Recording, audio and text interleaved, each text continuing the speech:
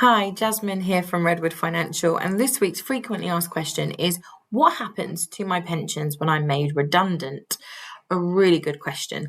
Unfortunately, for a lot of us now, the idea of working for one company for the rest of our lives, after we leave school or higher education, just isn't likely to happen. And most of us now in our careers might have several different careers, or even if we have the same career, we might work for several different companies over the course of the year, or over the course of our lifetime, sorry. And it may be that you're choosing to leave and move on from a company, or it may be that you've been made redundant.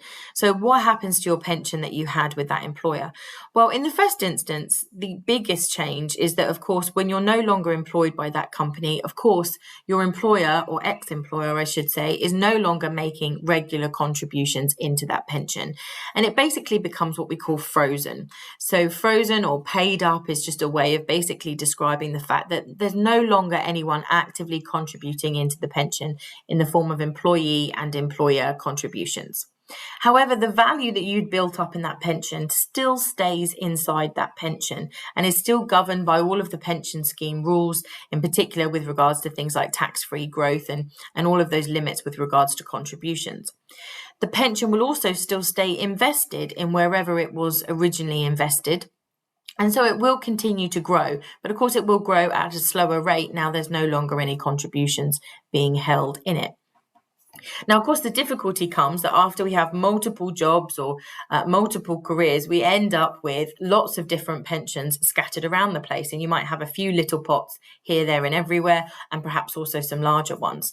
So one of the things and the options you might like to consider is whether or not your pension scheme allows it to basically come with you. So most pension schemes these days, you can leave one employer pension scheme and transfer that pension over into your new employer's pension scheme. So you avoid having lots of little pensions here, there, and everywhere that you've got to keep track of, and you have one big pot.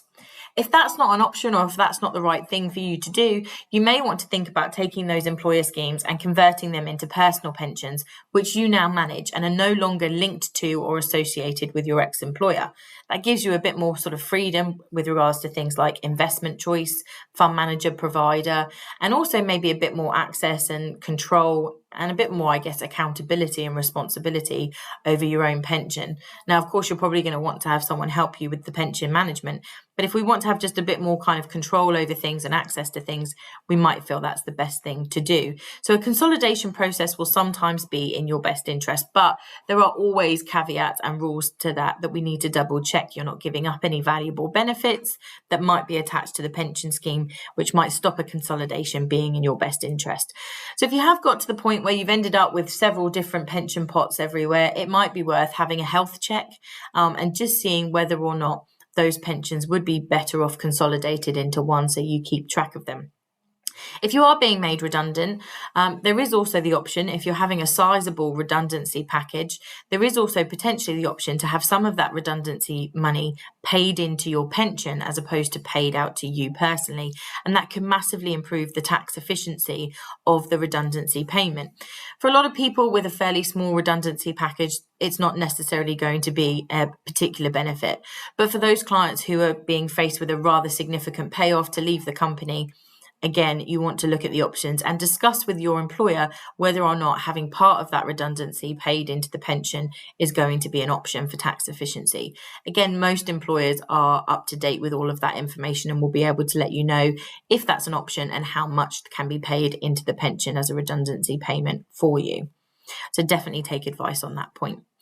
So in terms of where can you get extra information, or if you're looking to have a pension health check with regards to any pensions from previous employments, whether you've been made redundant or not, what can you do? Well, on our website, there's lots of blog information and articles. We've also got a free Roadmap to Retirement webinar, which talks specifically about pensions and retirement planning and goes through some more options in a bit more detail.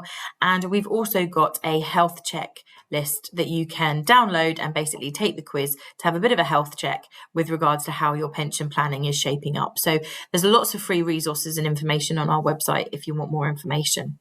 Hopefully that helps answer this week's frequently asked question, and I look forward to answering more of your questions next week.